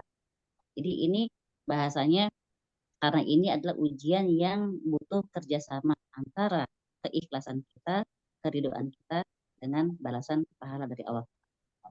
Jadi nggak ada Allah ridho sama kita gitu. Iya, nggak ada ridho dari kita, Allah nggak ridho. Nggak ada sikap menerima kita dengan musibah, Allah nggak akan bikin kita tuh bisa memahami kalau ujian itu dari Allah. Jadi gini, kalau kata ulama makanya disebutkan sikap tidak menerima musibah itulah musibah yang sesungguhnya. Apes nggak tuh rasanya? Udah dikasih musibah, tapi dia marah, nggak terima. Bukannya makin sempit rasa dada ya. Makin ini makin kacau ini. Biasanya tuh, aduh, astagfirullahaladzim, kebayangnya aja saya udah riuh banget di kepala. Gitu ya. Sikap sikap yang apa sikap musibah itu adalah tidak menerima musibah itu sendiri, gimana? Bukan. Sikap tidak menerima musibah, itulah musibah yang sesungguhnya. Sikap tidak menerima musibah ya. Jadi sikap tidak menerima musibah, itulah musibah yang sesungguhnya. Kenapa? Sebenarnya kan musibah itu tanda Allah cinta sama kita. Musibah itu tanda Allah lagi pengen naikin derajat kita. Musibah itu tanda Allah lagi pengen ngapus dosa-dosa kita. Nah, terus ketika dikasih musibah, orang itu nggak terima, kan yang dia dapat murkanya Allah juga. Berarti itu musibah yang sesungguhnya itu dia tuh. Gitu ya. Bukannya dapatnya pahala, bukannya dapatnya pengguguran dosa, malah dapatnya kemarahan Allah Ta'ala. Itu baru musibah yang benar. Makanya kata ulama, sikap tidak menerima musibah, itulah musibah yang sesungguhnya. Alhamdulillah, jazakumullah khairan kasiran, kesabaran teman-teman ya. Akhirnya kita selesai di bab sabar ini, masya Allah, alhamdulillah. Nah, bolehlah kita sekarang EANQ, answer and question, and answer Q&A, question and answer. Ya, kita lagi belajar Arab, itu biasa dari kanan ke kiri gitu. Jadi ENQ nih tadi ya. Kalau ingat ngelesnya belajar dari siapa nih begitu ya? Heran. Udah lama jadi guru les, Bu. Udah lama jadi guru les, jadi gampang ngeles. Ada yang mau nanya, monggo. Baik, question yang pertama, alhamdulillah. Nah, ngelek Winda tuh. Kenapa, Win? Silakan yang mau nanya langsung atau mau raise hand? Ustazah mau nanya dong, Ustazah. Iya, sayang, monggo. Siapa nih? Mbak Mbak Wiwi Wiwi. ya. Ya. Ustazah tadi yang sikap orang kafir itu kan maksudnya dia itu kan nggak melakukan apa yang orang muslim lakukan gitu ya. Kayak dia nggak sholat, terus dia melakukan hal-hal yang kita dilarang sama Allah gitu kan. Nah, itu berarti apa bagi mereka itu tidak berlaku juga ini ya Ustazah? Apa? Kalau kita kan kalau melakukan maksiat itu akan menutup pintu rizki gitu kan salah satunya gitu Ustazah. Berarti nggak berlaku itu juga gitu ya. Jadi mereka itu kan melakukan maksiat-maksiat juga tapi Allah tetap memberikan kenikmatan lah itu istilahnya begitu ya. Ini pertanyaan bagus ya. Ini adalah tafsiran dari kalimat Bismillahirrahmanirrahim. Dengan nama Allah yang Maha Pengasih lagi Maha Penyayang.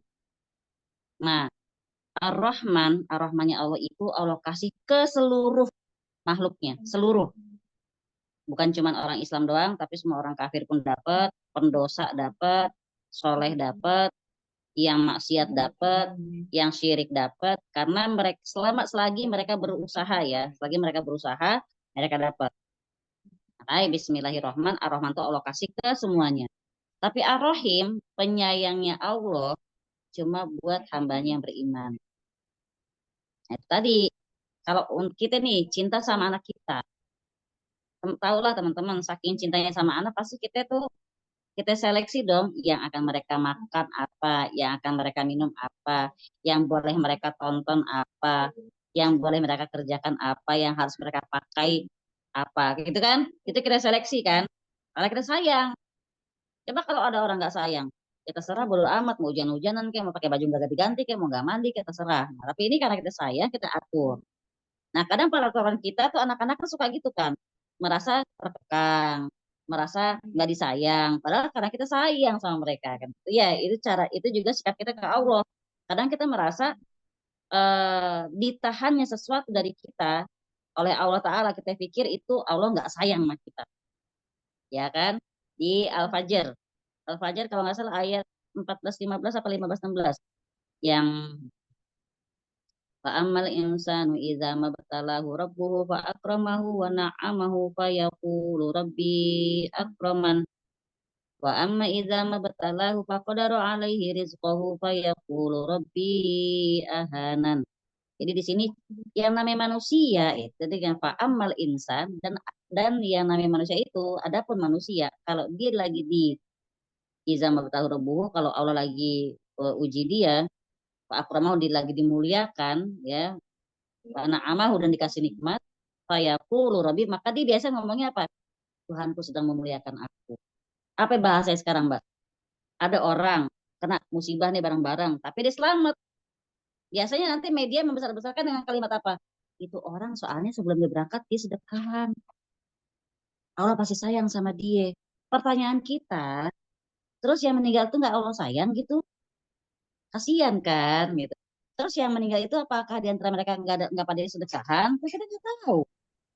Nah, makanya kalimat-kalimat ketika kita selamat dari sesuatu jangan bilang Allah masih sayang sama aku, jangan. Cuma ya alhamdulillah bini mati tati solihat, Allah udah selamatin kita. Nah, biasanya kalau orang ngomong kayak gitu, seorang hamba bisa ngomong kayak gitu ketika dia lagi dikasih ke lapangan, maka ketika dia lagi kesempitan dia pasti akan ngomong apa? Allah nggak jawab doa aku, Allah nggak sayang sama aku, Allah nggak dengerin aku misalnya, Allah nggak ridho nih, makanya begini. Bukan masalah itu, ya kadang-kadang kita kegagalan itu bukan karena Allah nggak ridho, justru bukan karena Allah nggak ngasih, tapi justru Allah lagi selamatin kita mungkin dari kegagalan yang lebih besar lagi di depan sana. Kalau nggak ditahan di sini, di sana lebih parah gitu. Insya Allah terjawab ya Mbak Wiwi ya, gitu ya. Jadi apa tadi pertanyaannya sampai lupa nih pertanyaannya kan? Oh itu orang kafir. Kenapa dia bisa dapat semuanya? Ya itu tadi. Dan lagi-lagi satu hadis Nabi SAW yang sudah menjelaskan dunia sijinul mukmin wa jannatul kafir. Dunia itu penjara bagi orang beriman dan surganya orang kafir. Nah, yang lucu nih ada kisahnya di mana seorang ulama, kalau nggak salah Ibnu Hajar Al Asqalani atau siapa ya, pokoknya dia tuh ulama ini dia tuh perlente banget. Dia kalau pakai baju tuh yang terbaik, yang bahannya bagus, yang wangi. Terus kalau bahasa sekarang nih dipakai kendaraan tuh yang mahal gitu ya, yang apa sih kalau paling mahal itulah dipakai gitu kan. Dia lagi lewat pasar, lewatlah seorang Yahudi pengemis, dekil, ya udah dekil, kafir pula, pengemis pula gitu kan. Ya, si Yahudi ini sini sama dia julid. Kata Yahudi itu apa? Apaan berarti itu dasar ajaranmu tuh bohong banget, jadi kamu tuh nggak menjalankan ajaran yang mana, kata ulama ini. Katanya Nabi kamu kan dunia sijinul mukmin, dunia itu penjaranya orang beriman dan surga orang kafir. Apaan kamu tuh penampilan kamu sama sekali nggak mencerminkan sijinul mukmin? Apa jawaban si ulama tadi? Dia senyum. Ya alhamdulillah, penjaranya dunia sebagai penjara aja kayak begini, aku ntar gimana surganya? Nah kamu, katanya dunia ini surga buat kamu, buat orang kafir. Kayak begitu penampilan kamu, gimana ntar nerakamu di akhirat? Keren ya. Jadi Masya Allah, memang itu tadi. Ya alhamdulillah, pokoknya pertama yang harus kita selalu syukuri adalah nikmat iman. Ya walaupun asal mulanya kita cuman kebetulan dia brojol dari perut ibu kita yang muslim, alhamdulillah muslimah bapak ibu kita, tapi makanya hidayah itu harus dijaga, bukan yang dikasih lantas menetap, kita nggak ada usaha, nggak bisa. Apa Rabbana la tuzigh qulubana ba'da idh hadaitana wa hab lana min ladunka rahmah innaka antal wahhab. Semoga kita bisa terus dalam hidayah ini sampai maut memisahkan kita dengan kehidupan ini. Saling doa ya teman-teman ya, insya Allah ya. Semoga kita husnul khotimah. Amin ya rabbal alamin. Oke Mbak Lili, insya Allah terjawab. Ada lagi yang mau nanya? Ya, jazakillah khair Ustazah. Mbak iya Ki. Iya nih malu ih. Murid kita udah berapa orang bercadar loh, saya belum. Ayo satu lagi mau bertanya. Ayo Mbak Nova, kita sesama biru ini. Mau nanya nggak Mbak Nova? Mbak Cynthia, jelas insya Allah. Jelas. Siapa yang mau nanya? Gak ada. Ntar saya yang nanya nih. Berapa nomor sepatu saya? Apa Mbak Nova? Di luar ini boleh nggak Om? Selalu demen banget di luar, heran ke dalam lah ini. Ntar gosong di luar mulut. Ini kan haid itu sampai berapa lama? Maksudnya gini, masa haid itu kalau lebih dari 2 minggu atau 1 bulan itu sebenarnya boleh sholat apa enggak sih? haid itu paling cepatnya sehari semalam, normalnya 7 hari, maksimalnya 15 hari. Jadi kalau haidnya itu dihitung sudah 15 hari, terus kalau besok masih haid berarti besok sudah masuk hari ke-16, besok itu kehitungnya bukan darah haid lagi tapi darah istihadah. Jadi harus sudah mulai bisa sholat, ngaji dan sebagainya yang biasa dikerjakan oleh muslimah muslimah. Puasa juga boleh? Hah? Puasa juga boleh? Ya, semua kewajiban syariat harus dikerjakan. Gitu. Tapi syaratnya gimana kalau lagi memang masih tetap keluar darah, sedangkan itu sudah hari ke-17, 18, 19, 20, bahkan udah sebulan gitu ya. Setiap tiba waktu sholat, ya cebok cebok yang bersih, sudah yakin bersih, pakai pembalut yang baru gitu kan, terus dipakai lalu melaksanakan sholat. Nanti waktu zuhur gitu lagi, cebok lagi. Jadi jangan Harus ganti pembalut berarti 5 waktu ya di luar Iya. Jangan ngerasa capek untuk melakukan taharah seperti itu. Nah, ini 15 hari ini maksimalnya ya. Tapi gini, misalnya dari rentang waktu 15 hari ini, misalnya tanggal 1 sampai tanggal 5 haid, atau tanggal 6 sampai 7 bersih, kan? Tanggal 8 haid lagi. Kalau ada pendapat ulama, ketika lagi bersih, walaupun cuma sewaktu 2 waktu, usahain kejar, mandi, sholat gitu. Ini kalau masih dalam rentang waktu haid yang wajar ya. Gitu. Tapi kalau misalnya itu kan setiap waktu sholat ganti pembalut ya, itu nggak perlu mandi hadas? Nggak perlu kan memang sudah masuk darah istihadah, jadi kita tinggal cebok segala macam lalu wudhu. Ya. Satu lagi pesan saya, ruqyah. Kenapa haid bisa sebulan? Itu tidak normal. Mau masa baki gimana tuh, Tetap Kenapa? ruqyah juga. Baki. Apa? Apa sih ngabisan gitu loh, kayak perempuan ngabisin gitu. Masa mau menopause, kan biasanya gitu. Tahu dari mana dia mau menopause? Emang umurnya berapa? Ada orang umur 53, 54 masih haid teman saya. Nah, kan? Jadi menopause orang beda-beda. Ya, masalahnya kan kalau dilihat dari garis keturunannya itu umur di atas 43 tahun pasti menopause gitu. Nggak ada salahnya ngeruqyah sih, Mbak. Itu soalnya udah nggak wajar, karena udah masuknya darah istihadah, darah penyakit. Yang namanya darah, apalagi darah yang tidak normal, otomatis itu kemungkinan besar memang ada keterlibatan jin-jin jahat ya, yang mungkin, dan memang itu sudah ada hadisnya. Ketika Rasulullah bertanya kepada jin yang menetap dalam rahim, kata Rasulullah, ngapain kamu dalam rahim? Kata si jin tersebut, aku menghentak-hentaknya agar dia rusak. Jadi emang jin itu senang banget berdiam di dalam rahim, dan dia bikin orang itu dihentak-hentak rahimnya biar rusak. Apa yang terjadi? Kadang-kadang itu tadi haid terus menerus, atau nanti ada kista lah, atau ada kanker rahim, nauzubillah semuanya. Di ruqyah aja Mbak, 43 masih muda itu, 43 saya baru melahirkan Icam itu. Tapi kita nggak bisa ngukur orang dengan kita ya, kebiasaan orang dia. Jadi emang keturunannya mungkin memang menopause di umur 43, 44 ya. Pokoknya nggak ada ruginya untuk mencoba meruqyah diri sendiri. Oke, insya Allah jelas ya Andi ya. Ya, kasih Umi. Sama-sama. Ada yang mau nanya lagi? Mau tanya tadi yang ngomongin haid, apa namanya? Misal saya kan haid pas masuk waktu Isya, tapi belum sempat sholat Isya gitu, Itu pas saya suci nanti diganti Isyanya ya ya? Kodok apa gimana Gini, misalnya Isyanya jam 7.15 ya. Iya. Makanya kan cewek itu lebih bagus sholat tepat waktu ya. Nah, kebetulan kita 7.15 kan baru azan, ya kan? Dan kita mungkin habis dari luar atau habis ngerjain sesuatu, tapi kita niat memang mau sholat tepat waktu lah. Nah, begitu selesai azan kita pergi wudhu atau keluar darah, nggak ngutang itu. Ya. Yang terhitung ngutang kalau udah azan 7.15, kita masih leyeh-leyeh, wudhunya jam 7.20 atau jam 7.30, itu berarti nanti ketika kita sudah mandi besar, sudah selesai haidnya, itu kita kodok sholat isyanya. Itu Allah alam bisawab. Itu Mbak Atika. Insya Allah jelas ya. Maaf kodoknya ya di waktu isaknya kan maksudnya kalau misal sucinya pas zuhur gitu, tetap nunggunya nanti Oh, pas entar. isak. Iya, di Ya, waktu isaknya. Isaknya jadi 2 jadi kali. 2 kali isaknya ya. Iya. Ya ya. Oh ya. Ya, Baik, makasih semoga kedepannya ya, semoga kedepannya jangan sampai ngutang lagi ya. Emang gelisah kita kalau punya utang ya. Utang Ya, sholat, utang duit, semuanya bikin gelisah.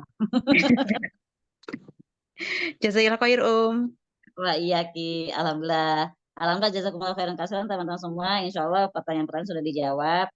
Kayaknya yang lain juga insya Allah tidak ada pertanyaan lagi ya, karena ini memang berakhirlah session 3 bab sabar. Sampai ketemu di bab yang baru pertemuan selanjutnya. Jazakumullah khairan kasiran. Saya serahkan ke Mbak Winda.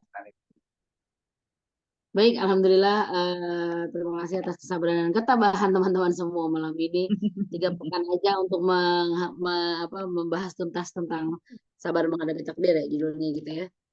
Sabar, termasuk iman kepada Allah, sabar atas segala takdirnya. Baik, mari kita teman-teman, mari kita akhiri dengan mengucap alhamdulillahirabbil alamin. Alhamdulillahirabbil alamin. Rabbil alamin. Lazim. Dan doa kafaratul majlis. Asyhadu an la ilaha illa anta astaghfiruka wa Sebelum salam, tunggu. Sebelum salam. Itu tadi ada Mbak Rizka kan yang baru ya. Mbak Rizka ahlan wa sahlan. Mbak Rizka, ini kita bab sabar ini kebetulan 3 kali pertemuan. Panjang. Jadi ntar kalau Mbak Rizka mau tanya-tanya bab awal, catatan, itu bisa tanya. Ya saya kayak lihat muka-muka yang rajin di sini ya.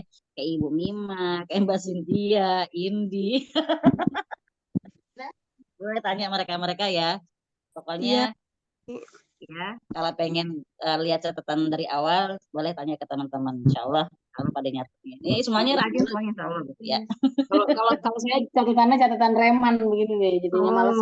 Masya Allah. Ya. Jadi insya Allah nanti yang kelas tauhid offline, kalau misalnya nanti saya lagi nyari orangnya yang berkompeten, kita akan adakan secara hybrid jadi bisa ada yang online dan offline. Jadi mungkin nanti menjawab pertanyaan Mbak Rizka, dan ada beberapa teman yang mungkin bersedia hadir, tapi ya itu tadi bisanya tuh online. Karena memang kelas tauhid kalau tidak diikuti dari pertama tuh kayaknya kurang kepo gitu. Karena nyambung ya, sambung menyambung ya. Iya, karena relate ya kalau kata anak Nauma begitu. Baik, terima kasih teman-teman semua. Sampai ketemu minggu depan. Semoga Allah mudahkan jalan kita untuk mencapai ridhonya. Amin ya rabbal alamin. Assalamualaikum warahmatullahi wabarakatuh. Waalaikumsalam. Waalaikumsalam.